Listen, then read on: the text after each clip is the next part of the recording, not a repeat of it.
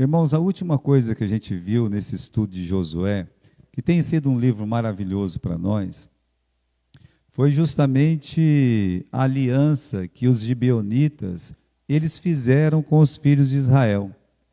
Lembra que Israel foi lá, destruiu Jericó, depois, conseguiu destruir Ai, mesmo com aquele impedimento inicial, e entre uma vitória e outra, os gibeonitas, eles agiram de uma astúcia, assim que a Bíblia fala, de uma astúcia muito grande, se vestindo na pobreza, levando vinhos rotos, levando pão bolorento, e chegando lá dizendo, olha, viemos de uma terra distante e queremos fazer aliança com vocês, queremos que vocês nos deixem com vida, E aí eles aceitaram a aliança, acreditaram naquela mentira, e irmãos, no dia seguinte ali, 3 dias depois, eles andaram mais um pouco e encontraram a cidade lá de Gibeon, e outras 3 cidades dos gibeonitas, e falaram, mas por que vocês enganaram a gente? É porque a gente estava com medo. A gente sabe que esse Deus de vocês é um Deus poderoso. Olha só, meus irmãos, eles consideravam. E a gente também ficou sabendo que o Deus poderoso ordenou para Moisés lá destruir todas as cidades, E nós estamos com medo.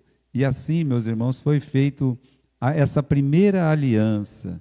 E a gente viu assim, não somente o temor, mas o conhecimento que os gibeonitas tinham da palavra de Deus, não sabe nem como as palavras de Deus chegou até os gibeonitas, e o temor que eles tinham dessa palavra, que é muito parecido com aquilo que a Raabe disse, olha, nós estamos vendo o que Deus está fazendo, como vocês destruíram lá o Egito e venceram os amorreus. Então, irmãos, tudo isso foi colocado em pauta ali, e eles disseram, vocês podem fazer o que vocês quiserem com a gente então, mas nós não vamos lutar com vocês.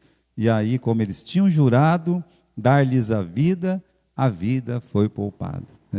Meus irmãos, nós usamos o exemplo dos gibeonitas, do dever que o homem tem de se reconciliar com Deus antes que chegue o seu fim. É muito parecido, um pecador, ele sabe, meus irmãos, ele tem um conhecimento da palavra. É muito difícil uma pessoa falar assim, não tenho conhecimento nenhum da palavra. Porque se a pessoa sabe que ela é uma pecadora, a palavra de Deus diz que o homem é um pecador. Então, de certa forma, ele tem um conhecimento da palavra. E aí sempre falta alguma coisa no coração do ser humano. E então, meus irmãos, leva ele realmente a recorrer a Deus. Mas muitos, eles mesmo ouvindo claramente o Evangelho, pessoas que a gente está pregando a palavra de Deus, evangelizando, falando abertamente que é um pecador, que precisa se reconciliar com Deus, e a pessoa fecha o coração, ela não entrega a vida para Jesus. Não tem, Os gibeonitas foi na contramão. Eles queriam, meus irmãos, ser os servos ali. E aí, vocês vão ter que carregar água para o templo, vão ter que carregar lenha para o templo, vocês vão servir no templo, assim, a vida toda de vocês. Se toda maldição fosse essa, poder estar na casa do Senhor. Lembra que o salmista falou no Salmo 84? Eu preferia estar um dia na tua casa, Senhor, do que 1000 em outro lugar. Pode ser em qualquer lugar, pode ser lá num lindo resort, pode ser numa praia, pode ser ali num shopping, pode ser. Eu prefiro estar um dia na sua casa a viver na regalia em qualquer outro lugar do mundo. Então, meus irmãos, os gibeonitas, eles foram, na verdade, abençoados por Deus por causa da aliança que eles fizeram. Agora, só foi fazer aliança com Deus, com o povo de Deus. Dá uma olhadinha no versículo 1 do capítulo 10. Aconteceu que Adonisedeque, rei de Jerusalém, ouviu que Josué tomara Ai, tinha destruído totalmente, e fizera Ai e ao seu rei, como tinha feito a Jericó e ao seu rei, e que os moradores de Gibeon fizeram paz com os israelitas e estavam no meio deles, temeram muito, porque Gibeon era uma das grandes cidades, como das cidades reais, E aí ele fez aquele envio, conversou com mais 4 reis, e no versículo 4 diz, olha, sobe a mim, ajudai-me, e firamos Gibeon. Sabe por quê? Porque ele fez paz com Josué e com os filhos de Israel. Olha só, né? O que nós temos aqui? Nós temos o rei de Jerusalém. Está escrito aí, versículo 1, Adonisedeque, o rei de Jerusalém. Nós estamos falando, meus irmãos, de 500 a 600 anos depois que Abraão viveu nesse mundo. Eu quero chamar os irmãos a um detalhe de como Jerusalém foi caindo e caindo e caindo cada vez mais. Porque a primeira vez que Salém aparece na Bíblia, aparece com Melquisedeque sendo seu rei. O Melquisedeque aparece no livro de Hebreus como um sacerdote, né? O rei da paz. Salém quer dizer paz. Então, o Melquisedeque é o rei da paz. É aquele que vem a Abraão e ele traz pão e vinho, divide com Abraão, e o Abraão paga para ele, dá para ele o dízimo, e eles então comungam uma vida espiritual juntos, e o Abraão ele é abençoado, né? O Abraão foi abençoado, saindo, meus irmãos, Melquisedeque ao encontro de Abraão. Sem contar que, quando o rei de Sodoma foi conversar com Abraão, o rei de Salém, que é Melquisedeque, entrou no meio, não permitiu que ele falasse antes com o Abraão. Mas não, antes desse maldoso rei de Sodoma falar com Abraão, eu quero te dizer algumas coisas, Abraão. Olha, que o teu Deus é um Deus altíssimo, que você é um homem abençoado. Tudo isso, meus irmãos, foi colocado. Só para vocês terem, assim, uma ideia de como as coisas mudaram, né? Para quem não sabe, esse é o Apolo. Está aí grandão, né? É um homão. Então, meus irmãos, veja, agora, 500 anos depois, o povo de Deus, os descendentes de Abraão, entram em Canaã, tá? E quem é rei de Jerusalém? Adonisedeque. O que ele quer fazer? Ele quer, meus irmãos, impedir os planos eternos de Deus para o seu povo. Veja como uma cidade pode cair tanto, né? Veja como uma religião ela pode cair tanto. E veja quanto uma vida espiritual pode cair tanto. Se você pensar, por exemplo, numa cidade como Roma, e você entender, meus irmãos, que depois do livro de Atos, você tem um livro maravilhoso. Não tem um livro que fala da graça de Deus, um amor de Deus, a eleição de Deus, de uma forma tão viva, tão clara, como o livro de Romanos. Aí você olha para a igreja de Roma, no tempo de Jesus, quer dizer, no tempo do livro de Atos, e olha hoje, e vê o que aconteceu. Eles nem na Bíblia acreditam mais.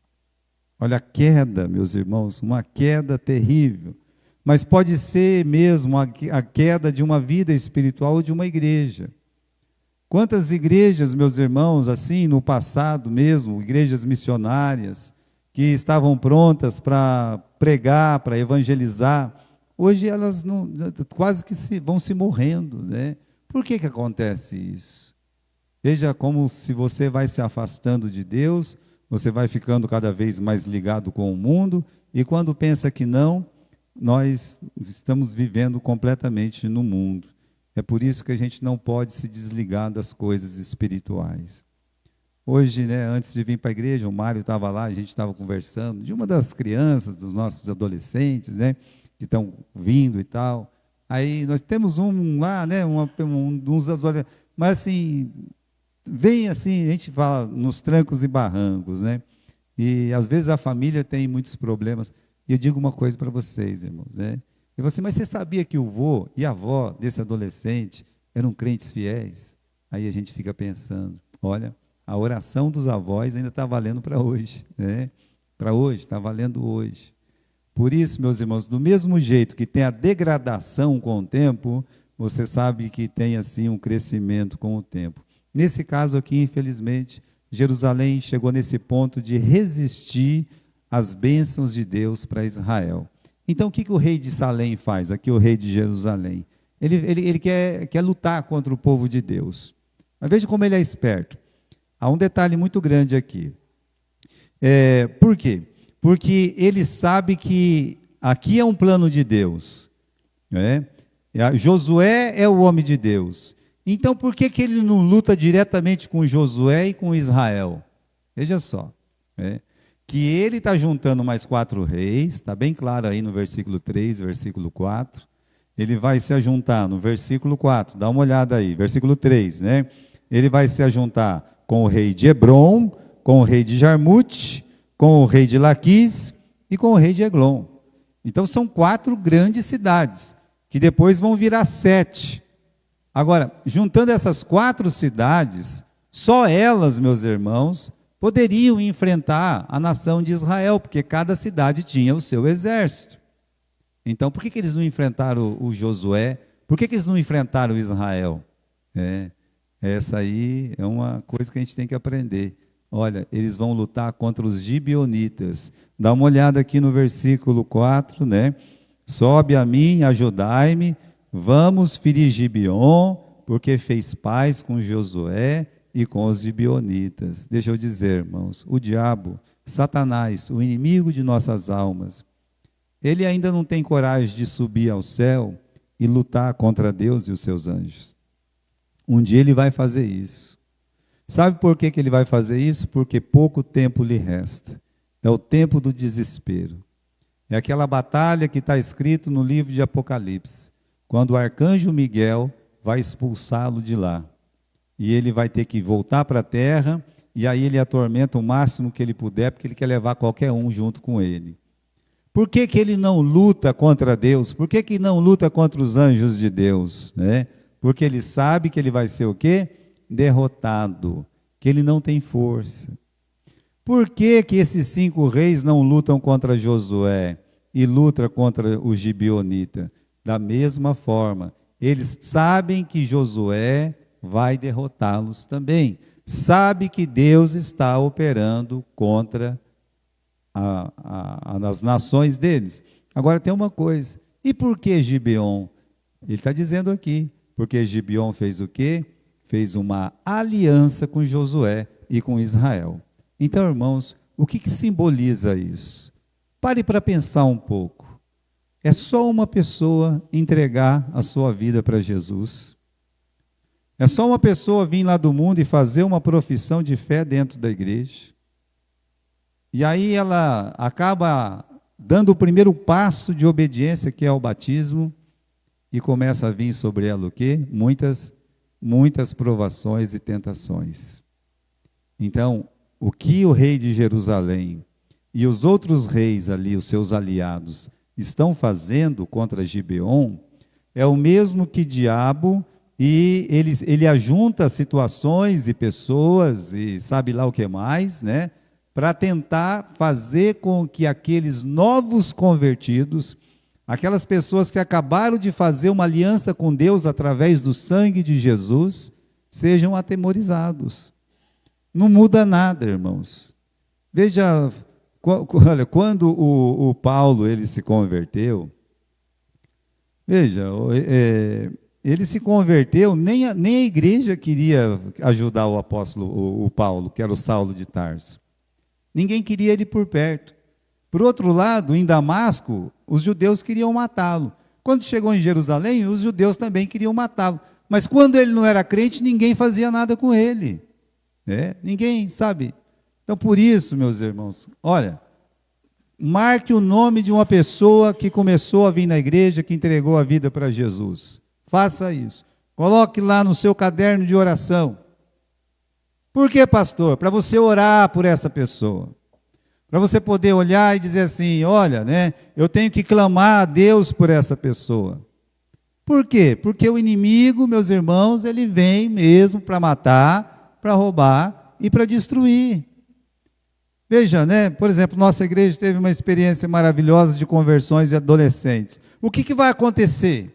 O que o inimigo vai tentar fazer na vida desses adolescentes? O que o inimigo vai tentar fazer na vida de uma igreja que prega o evangelho e tem conversões de adolescentes? Não é a mesma coisa? Ele não vai tentar, Então, quando nós olhamos a parábola do semeador, irmãos, você vê, tem uma semente que cai e não dá nada. Por que não dá nada? Não dá nada porque os passarinhos foram lá, comeu e acabou, já era, né? Aquela semente que é a palavra de Deus não penetrou no coração, pronto, não teve conversão. Só que aí vem o quê? A segunda semente. A segunda semente caiu aonde? Né? Caiu no meio das pedras, mas ela brotou, sabe? Ela brotou ali, só que ficou fraquinha, porque sabe como são as pedras, né? Estava lá sufocando ela ali, então alegremente se converteu, rapidamente se desviou, né? Mas não pode dizer que não nasceu, né? Nasceu alguma coisa ali, mas o sol queimou ela, não aguentou. A mesma coisa quando caiu no meio dos espinhos, aí sim tem a palavra sufocado, né? E é explicado, vem a tribulação, vem as provações, né? Veja, meus irmãos, como a palavra de Deus coloca, uma pessoa que acabou de entregar a vida para Jesus. As coisas deste mundo vêm atrás da pessoa. Uma pessoa sofre angústias e provações. O que acontece? Eles acabam se afastando, eles acabam se desviando. Qual que é o nosso papel? Não é o papel do pastor, é o papel da igreja. O pastor também faz parte da igreja. Ah, pastor, gostaria de saber o nome de todos os que se converteram, porque eu vou orar por cada um desses agora. Vou colocar a minha vida de oração aqui, né, pedir livramento. É o nosso dever, porque isso é o que tem na palavra de Deus. É isso que acontece com todos os novos convertidos. Todos os novos. Sabe, olha para você quando você se converteu. Não aconteceu nada, né? É que você agora você passou daquele período e você está em paz. Mas quanta tribulação, quanta angústia, quanta coisa, quanto amigo aparece para um adolescente, para um jovem, ou mesmo para um casal, quanta coisa ruim aparece para atrapalhar a vida espiritual dele.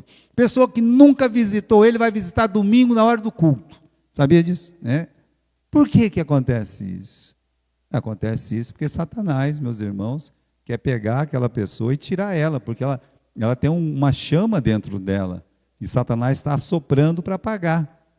Ela tem ali, meus irmãos, aquela chama do Espírito Santo que está acesa, e ele está lá com o extintor, né? O extintor do mundo, o extintor do dinheiro, o extintor da diversão, o extintor, meus irmãos, de tristeza, de doença. Vão apagar isso aí, né? Ele quer apagar essa chama. É por isso que eles lutam contra os gibeonitas. Eles armam uma emboscada contra os gibeonitas. E aí vem, o que vai fazer? O que os gibeonitas fizeram? Vamos dar uma olhada aqui no capítulo 10 e no versículo 6, né?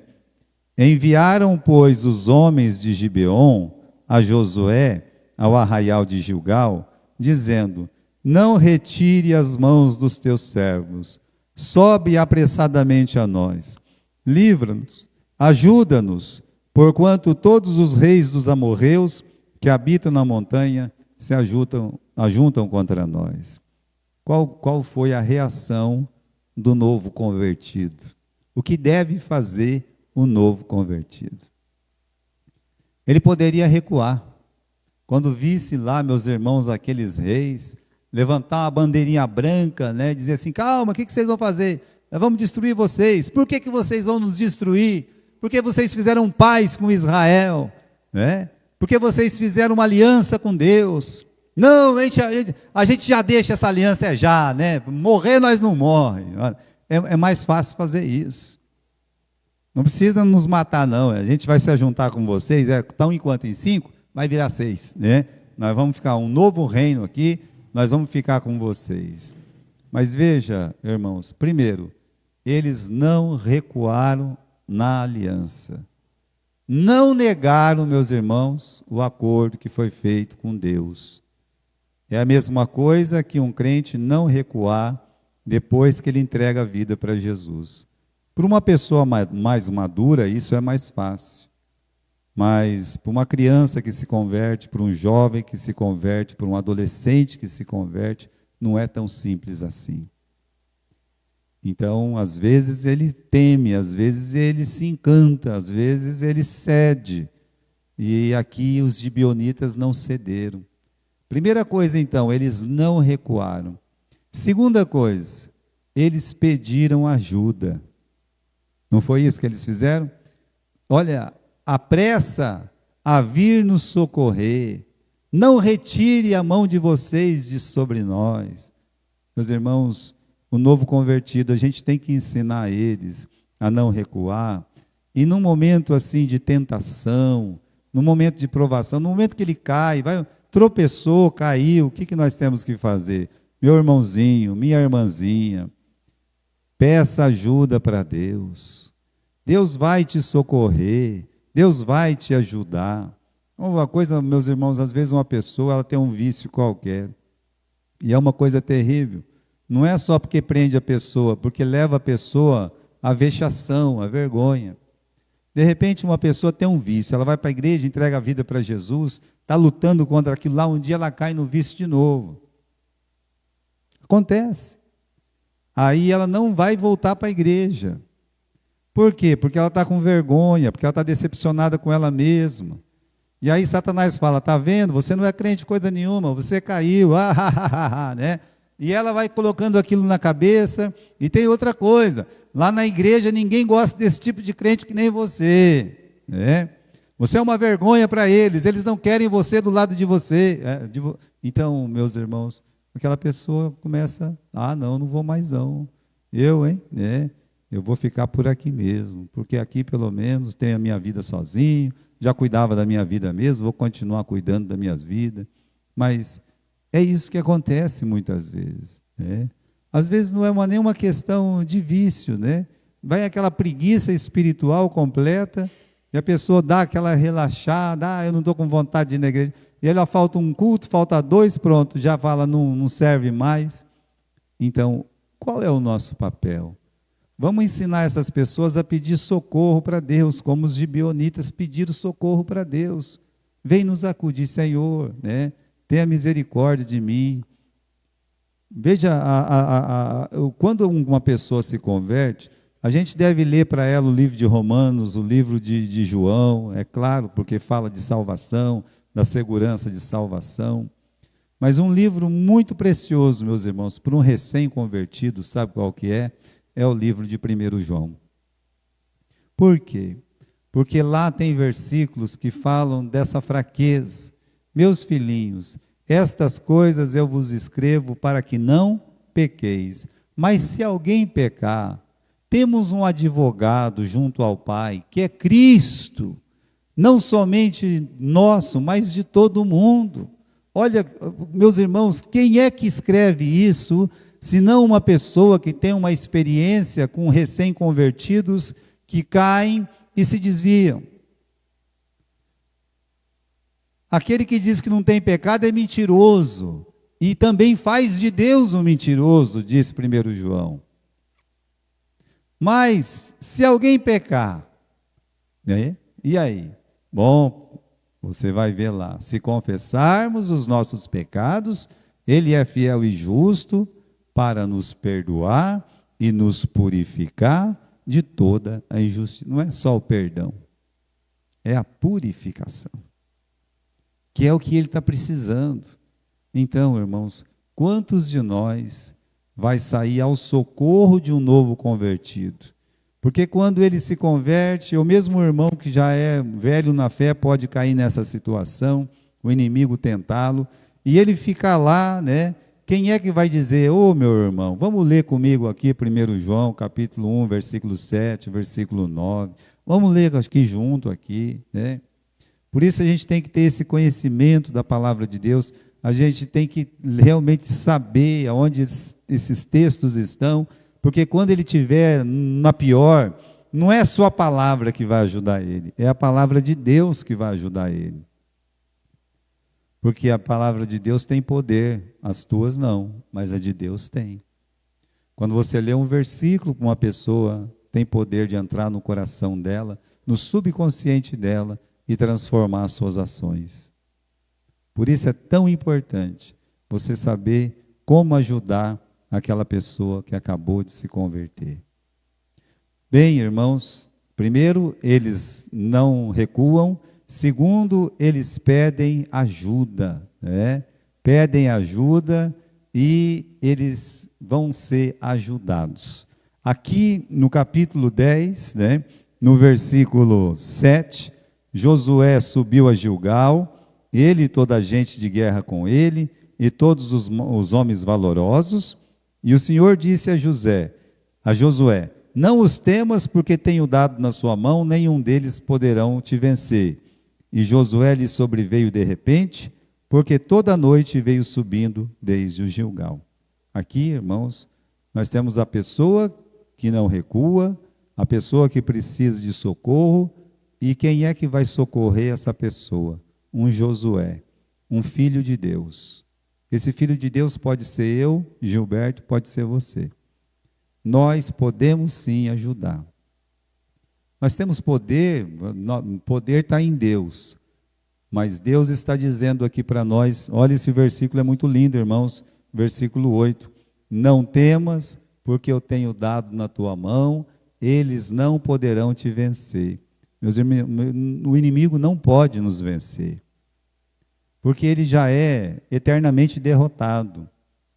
Ele não cuidou nem dele quando ele estava lá no céu, né, que ele era um querubim ungido. Ele é um derrotado. Então ele caiu. E ele quer que todo mundo caia com ele.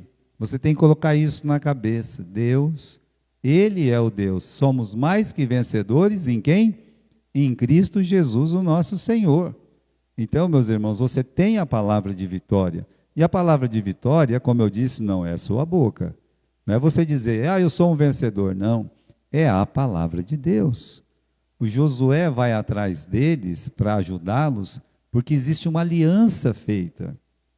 E aí Deus ainda fala, você vai, olha só, meus irmãos.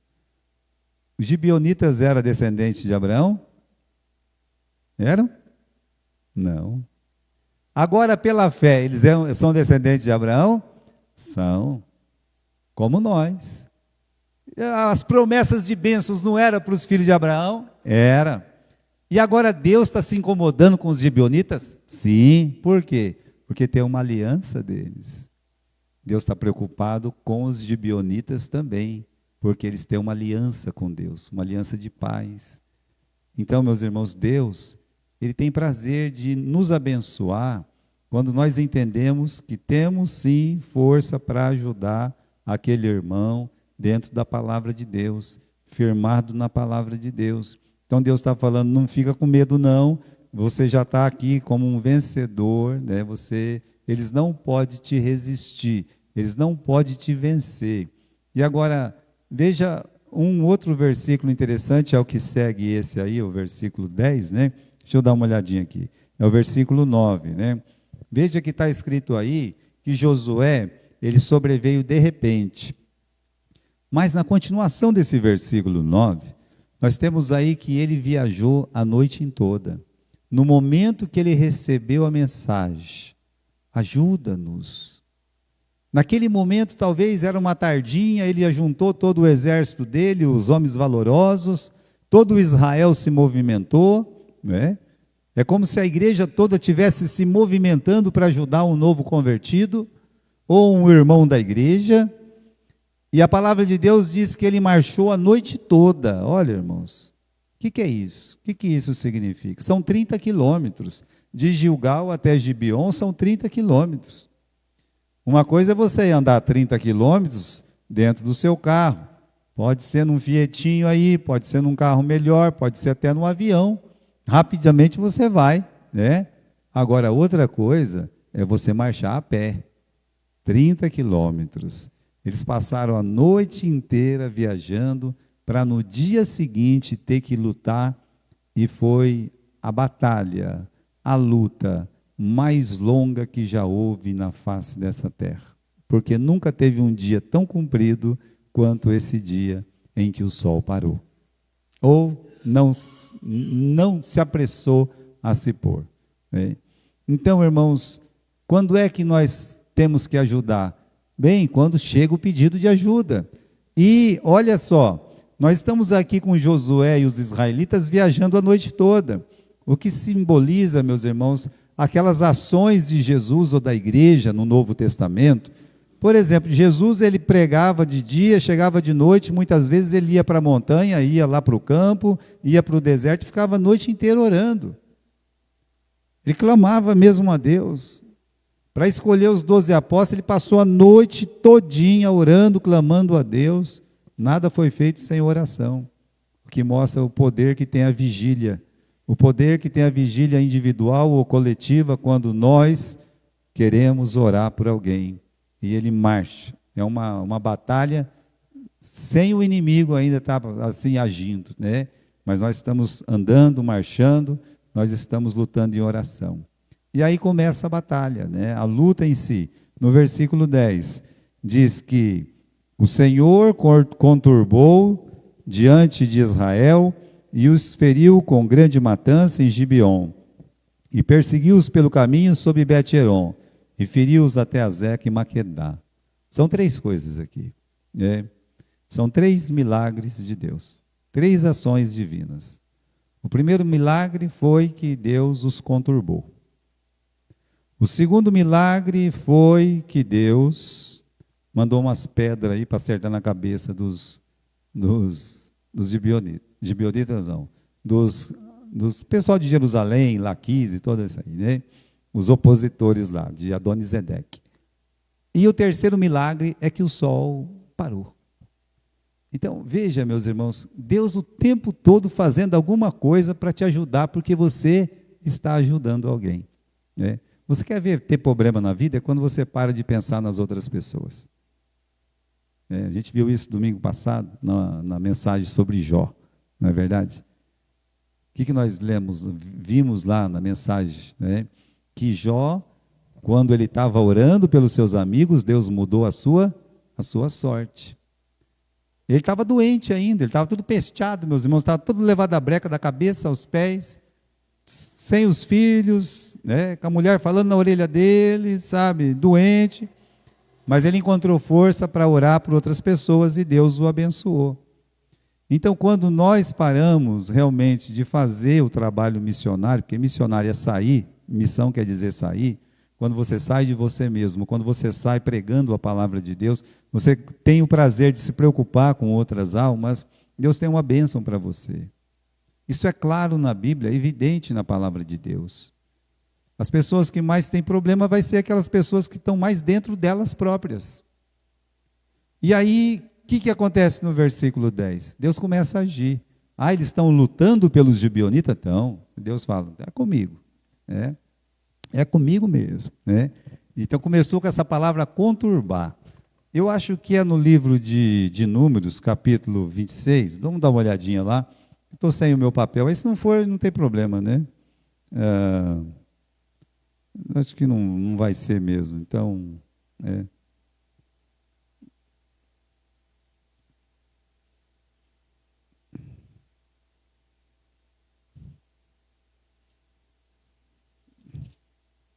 Existe uma promessa de Deus, né? Não vai estar aqui, né? Vamos deixar para lá. Eu pensava que era Números, né? Mas não é. Eu não marquei, né? Marquei, mas eu não trouxe o meu papel, então bem feito para mim, não é verdade?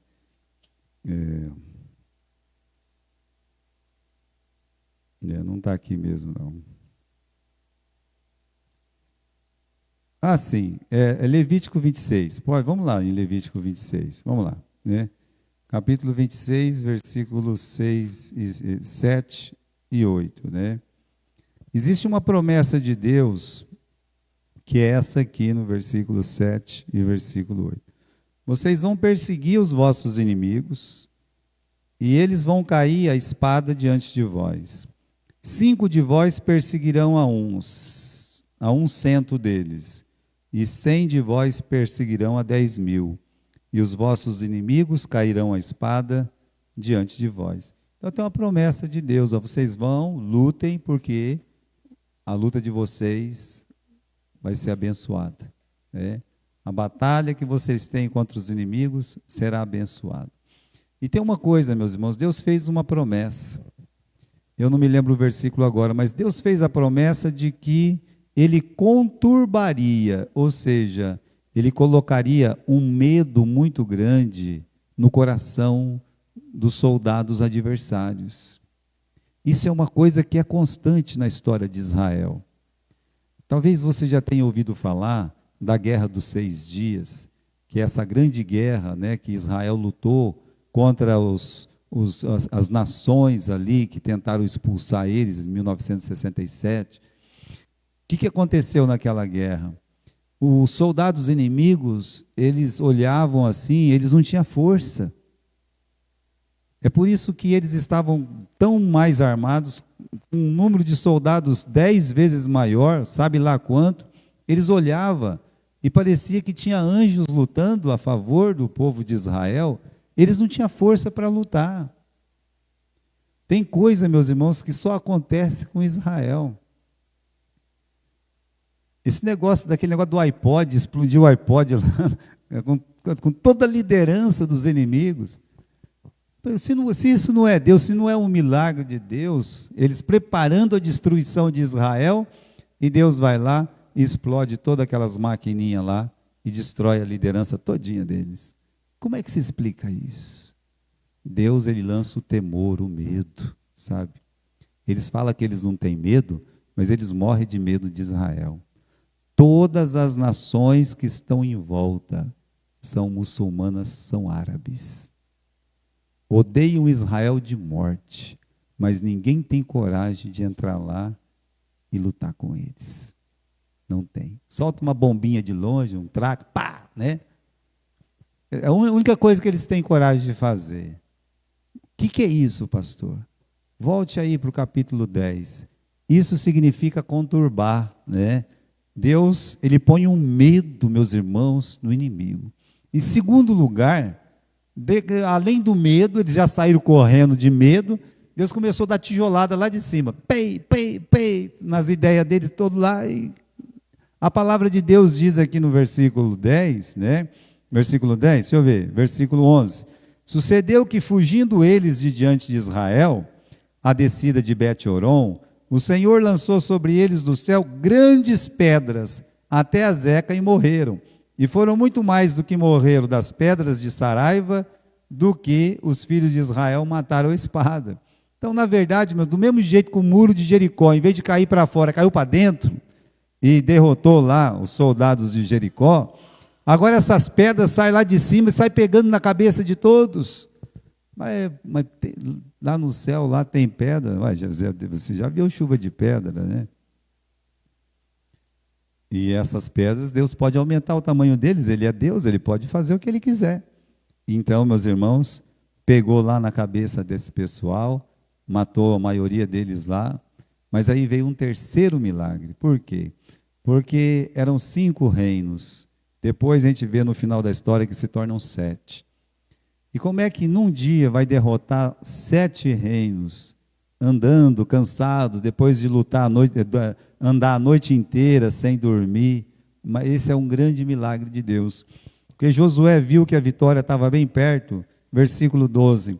Então Josué falou ao Senhor no dia em que o Senhor deu os amorreus nas mãos dos filhos de Israel e disse, na presença dos israelitas: Sol, detém-se em Gibeon, e tu, lua, no vale de Aijalon. E o sol se deteve, e a lua parou, até que o povo se vingou de seus inimigos. Isso não está escrito no livro de Jazer? O sol, pois, se deteve no meio do céu, e não se apressou a pôr-se, quase um dia inteiro. Irmão, se o sol parar, se a lua parar, se a terra parar, é um colapso. Não tem jeito disso acontecer. A gente fala, olha, um carro ele anda muito a 200 km por hora, né? Olha, a terra, o sol, você sabe, a terra ela gira muito rápido em torno dela mesma. São milhares de quilômetros por hora. O sol, meus irmãos, assim, também ele tem a rotação ali, que é coisa de quase 1 milhão de quilômetros por hora. E eles andam assim, a nossa constelação anda a milhões de quilômetros por hora. Mas existe? Pois é. Tem tudo isso, a gente não fica sabendo de nada disso, mas acontece, né? É tão rápido que a gente não está nem sentindo, mas não pode parar. O que Deus fez? Deus parou. Ele é Deus. Ah, pastor, eu não acredito numa coisa dessa, não, né? Isso aí é coisa de onde já se viu. Primeiro que o sol não para, é a terra que gira em torno do sol e não o sol que gira em torno. É verdade. Então por que você fala, ó, o sol nasceu? Ué, por que você fala o sol se pôs, né? A Bíblia sempre fala do ponto de vista do observador. Então é isso que nós falamos, então é isso que nós entendemos. Agora, Deus permitiu que essas coisas acontecessem, para quê? Para que a oração de Josué fosse honrada, fosse ouvida. Que diz lá no livro de Tiago, no capítulo 5, muito pode a oração do justo em seus efeitos. Orou. Meus irmãos, olha o poder da oração. Você pode ver que a oração do Moisés, né? Abriu o mar vermelho lá, aquele sinal e tudo mais, é um grande milagre. Maior que o do Josué é difícil. Ele só fez esse. Você não vê o Josué fazer outro milagre, né? Não tem isso aí. Quando ele faz uma oração para acontecer alguma coisa, né? É a primeira vez e única que ele vai fazer. Só que também, olha só, ele parou o mundo inteiro. Como pode isso? O poder de Deus. Ah, pastor, como é que vai explicar esse milagre? E alguém aqui está querendo explicar milagre? Uma pessoa que quer explicar milagre, ele desconhece o poder de Deus. Somente sabe, às vezes eu fico pensando, eu assisti um programa que a pessoa estava explicando aquele milagre. Me dói até o estômago quando eu escuto isso, sabe? Me dói. Sabe por quê? Porque milagre não se explica, irmãos, milagre se crê. Que diz lá no livro de Hebreus, no capítulo 11, no versículo 6. Sem fé é o quê? É impossível agradar a Deus. E o que diz mais naquele versículo? Sem fé é impossível agradar a Deus. Por quê? Porque é necessário que aqueles que se aproximam de Deus, creia no quê? Que Ele existe. E que Ele é abençoador dos que o buscam. Então a questão não é se teve ou não milagre, a questão é se a pessoa acredita ou não em Deus. Então a pessoa que crê em Deus, ele crê em milagres. Porque ele crê que Deus fez um primeiro milagre, que foi a criação dos céus e da terra. E não tem coisa mais difícil do que criar esse universo. Então qualquer coisa que vem depois disso, creia que Ele existe. Para que explicar o milagre? É falta de fé explicar o milagre. Quando tem um milagre, você simplesmente faz o quê? Dá glória a Deus. Amém. Bendito seja Deus. Aqui o Josué nunca tentou explicar o milagre. Ele que pediu essa oração. Olha o que Deus fala um pouquinho na frente. Versículo 14. Não houve dia semelhante a este, nem antes nem depois dele, ouvindo o Senhor assim a voz de um homem. Está vendo só o tamanho desse milagre, né? Não houve dia semelhante a este, nem depois dele, ouvindo o Senhor a voz de um homem. Por quê? Por quê? Por que Deus ouviu a voz dele? Porque Deus estava lutando por Israel. Eu vou abençoar os que te abençoarem, e eu vou amaldiçoar os que te amaldiçoarem. Assim é, meus irmãos, e assim foi essa grande vitória. Ora, no final do capítulo 10, nós vamos parar por aqui. No final do capítulo 10, esses 5 reis aí, eles são presos numa caverna. Depois do Josué, ele avisa para os soldados, não vamos parar de lutar. A gente não pode deixar eles entrar na cidade, dar esse descanso para o inimigo. Vamos continuar a lutar. Então, meus irmãos, nós nunca podemos parar de orar. Orar sem cessar. Por quê? Porque se você dá uma brecha, você dá um tempo para o inimigo, ele se refaz e destrói a sua vida. Por isso, estamos com o dever de estar sempre em oração. Esse é o nosso dever diante de Deus. E aqui, Josué mandou prender os reis que se esconderam na caverna, coloca uma pedra aí, né? Depois, no final, quando já tinha vencido todas as cidades, tira os 5 reis de dentro da caverna, e ele diz, põe o pé na cabeça desses reis aí, colocou. Como, meus irmãos, uma coisa importante, parece esquisito uma cena dessa, né? Mas, ou você está com o pé em cima do pecado, ou o pecado está com o pé na sua cabeça. Não tem jeito, ou uma coisa ou outra. Não dá. Então, nós somos chamados a vencer o mal. A vencer. Tem uma coisa que a gente lê, acho que no livro de Isaías, né, no capítulo 1, que ele fala assim, cessai o mal e aprendei a fazer o bem. Assim, no capítulo 1 de Isaías você vai encontrar esse texto aí. Não me lembro o versículo, mas é o final de um versículo e o começo do outro. Você vai ver, meus irmãos, essa vitória é uma das maiores vitórias, porque ele vigiou toda a noite e ele lutou incansavelmente no dia mais comprido que já houve na face dessa terra. Para a gente poder, né? Se você tiver que vigiar a noite inteira, e se aquele dia na sua vida for um dia tão difícil, tão cansativo, tão longo, que parece que não vai acabar, diante de tanta aflição, de tanta luta e batalha, lembra de Josué. A grande vitória que ele teve no final. Amém?